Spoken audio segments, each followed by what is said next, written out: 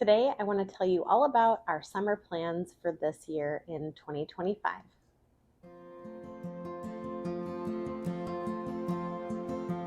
Hi everyone, welcome to our homeschool table. My name is Jerilyn. I'm a homeschool mom of 3 kids, ages 10, 4, and 1. And here on my channel, I like to share all about homeschooling, curriculum, reviews, planning, organizing, and everything in between.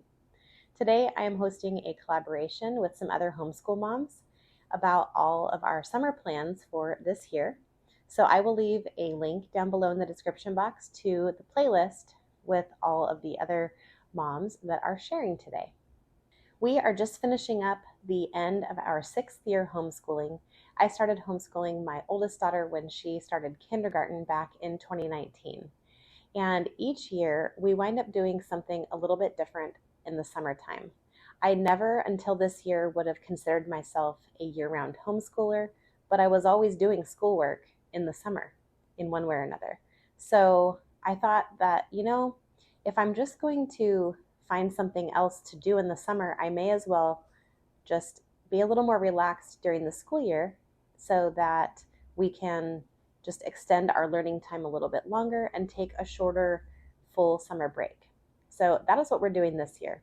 Instead of buying summer bridge workbooks and doing different things over the summer, we are going to just keep going with what we have been doing in a few different areas. We are not doing every single subject that we normally do in the school year, but I'm going to just show you my spreadsheet, of course, because I love spreadsheets. And I actually made this in Canva, which I haven't really done a lot of spreadsheets in Canva yet. They're a little bit more complex to make. And so I am actually going to link this down below in the description box for you as a free printable, just a blank version of it, of course. But in case you want to use something like this, you can try it out. All you need is a free Canva subscription. So you would just need to put your email address, I think, and maybe a password or something, but it's free. And so yeah, you can use this. So I'm just going to tell you about the different subjects that we are going to do this summer. Now, we really like routine around here. So part of the reason why I wanted to stick with a year-round homeschooling approach is because I need a consistent routine throughout the entire year, not just during school. And I really noticed that this last year when we started back in August after taking pretty much the whole summer off except for a few things here and there, it was actually my little kids that had the hardest time with it because they were not used to their sister and I being busy during the daytime at all. We weren't really doing anything last year aside from maybe a little bit of math here and there. So this year we really wanted to stick with our very normal routine. So what that looks like here at our house is that we do our morning chart and chores first thing. So they get up, I might be drinking coffee and reading my Bible and things like that. And they just kind of slowly wake up and things like that. But then when we kind of get started, we do our morning chart, which is just, getting ready for the day, brushing teeth, eating breakfast, making their beds, cleaning up their room, things like that. And then they start chore time. And we have a few chores that we do each day. I actually filmed a morning routine video a couple of weeks ago, so I will link that up in the iCards and down below for you if you're interested in seeing that. And that is pretty much what we do every single day. So then after chore time, we usually try to have a morning time or morning basket, whatever you want to call it. And I have been doing calendar time with my son and reading my little kids one of our 5 in a row books. And then after that, I do all of our Bible and history readings for my daughter, which is from our Sunlight program. Although we will probably finish that up towards the end of June. And so we won't really have much of that anymore unless there's a read aloud that we haven't finished yet. And we will kind of work on that slowly throughout the summer as well. And then after morning time is when we do our schoolwork independently. So my daughter works on her things and I work with my son on letters and numbers and counting and things like that. And then after that, it's free time. So Obviously, during the regular school year, free time is a little later in the day than during the summer. So I would like to keep our summer curriculum light, but still going a little bit so that we have this regular routine going. So let me show you what we're going to be using. First of all, in February, we started the Math 4 program from Christian Light Education. My daughter just started the 5th book today, actually. And so she will be done with that, I think I counted in early June. We're only doing this 4 days a week. We had been doing it 5 days a week, but I decided that we don't need to go that fast and squeeze so much into Fridays because we really like to have Fridays a little bit more free. So she should be done with book 5 or 405 by the early part of June. And then she will work on 4 lessons a week in her Math 4 book 6 and 7. There are 10 total. Now, that means that we are going to pick back up in the fall at book 8 and do 8, 9, and 10, and then we'll be done with level 4 and we'll move on to level 5. We also are going to continue a little bit of Math UC, which we already have been doing a couple of times a week, 2 or 3 days a week usually right now. And so I do plan to do probably 2 days a week in the summer of Math UC review, and then once we're finished reviewing, then we'll move on to new lessons that we haven't done yet. So that's math. The next thing that I have is Learning Language Arts Through Literature, the purple book. This is for 5th grade, and we will be, I think, through lesson 14 or 15 by the first week of June. That's kind of our last week of actual school. So then what we're going to do are the book studies that this comes with. Let me grab the books. Okay, so we are going to be doing 2 out of the 4 book studies. We haven't done any of them yet because during the regular school year, my daughter has her Sunlight readers that she's working on, and I didn't want to add another reader for her when she already has those, and that's quite a bit of reading already. So we decided that we were going to do the book studies in the summer.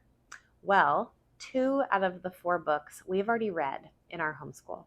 The one that she read on her own was Farmer Boy, and the other one that I did as a read aloud with our Sunlight program was Caddy Woodlawn. So we are not going to do those 2 book studies, but I am going to have her do these. So this is The Trumpet of the Swan by E.B. White and Number the Stars by Lois Lowry. Now, on the Common Sense Press website, they have printables of these, what do they call them? Reading plans, suggested reading plans. So for Number the Stars, this is an 11-day plan, and it tells you day 1, read chapter 1, and then it'll give you a little question that you need to answer, which is in the book study section. And the way that Learning Language Arts Through Literature works is that it's a 36-week program, but these book studies are on top of that, and they're not scheduled in the 36 weeks. So you get to kind of figure out when you're going to do them. So for us, we're just going to work on that in the summertime. So she won't be doing regular lessons each week. She will just be doing these book studies. So just to tell you for a second about the little reading plans, it says day 1, read this chapter and answer these questions. The questions are all here in the student book. And then they sometimes have vocabulary or comprehension questions. And then it's just a 2-page thing, front and back. That's it. So this will take her 11 days for Number the Stars. And then Trumpet of the Swan, this is a 16-day suggested plan with all of the assignments there for you. So she will work through those probably 4 days a week. Monday through Thursday is kind of what I'm thinking, but really it doesn't matter. So that was language arts. These are both, this would be really great if this happens, and if it doesn't, it'll be okay. These are kind of extras. Now, the first one is Prima Latina by Memoria Press, and this is a lower level Latin program. It's actually in their 2nd grade package, and it says here that you can use it with 1st through 4th grade, but after I looked through it, an adult could do this program just fine, and it would still probably be a challenge. So we are going to start this program in the summer, kind of dip our toes in it, if you will, and see if we like it. This was a program that was given to me by a friend at least a year ago, and I still haven't taken it off the shelf yet to use. But it comes with a student book, a teacher's manual, which has all the answers and all of that. This is an instructional DVD set. Sorry for the glare. So these are DVDs, 9 hours worth of DVDs. And then this is the pronunciation guide, songs, and prayers that go along with it. So we're going to give that a try. And if we like it, I have on my little schedule here that we're going to do the first 5 lessons. So that's maybe a little bit ambitious, but I think we can probably do it. So I'm really excited to try that finally, because I meant to do it this last school year and we just never picked it up. The last thing is that we have had this Exploring Nature with Children curriculum for several years. I've had it, and I even have these nice little bound books based on what season it is. So I have a spring, summer, fall, and winter book. And so I figured, since we've only done fall, we did fall maybe 2 years ago, we haven't done any other seasons yet, I thought this would be the perfect year to do the summer season. So we are going to pick up with the nature study in June. So for each of the lessons, there are lots and lots of pages in here. If you haven't seen this before, I can always do another like full flip through if you want. But there are just notebooking pages basically in here, and copy work, and just little activities that you can do on your nature walks. So we are going to do a lesson. I'm just going to read it right off of my paper here. There are 3 sections in the June part. It's divvied up based on the month of the season. So it starts in June. So we're going to do bees, blossoms, and the summer solstice. And then for July, we're going to do a tree study, a weather study, and all about moths. And then in August, we are going to be looking at the night sky, using your senses in nature, and then a pond study. So that will be interesting, I think. And we have a pond only maybe a mile or so from our house, and we walk there all the time. So I figured this will be really easy to implement, because we already go on lots of walks, and probably 3 or 4 days a week we're out on walks around our town and going to the library and the park and things like that. So I think that this will actually be pretty easy for us to implement. I just put it on my list here so that I don't forget, because I don't know about you, but if it's not written down, it's out of my head. So we are going to hopefully get through all of these things. I really want to focus on math and language arts for school time.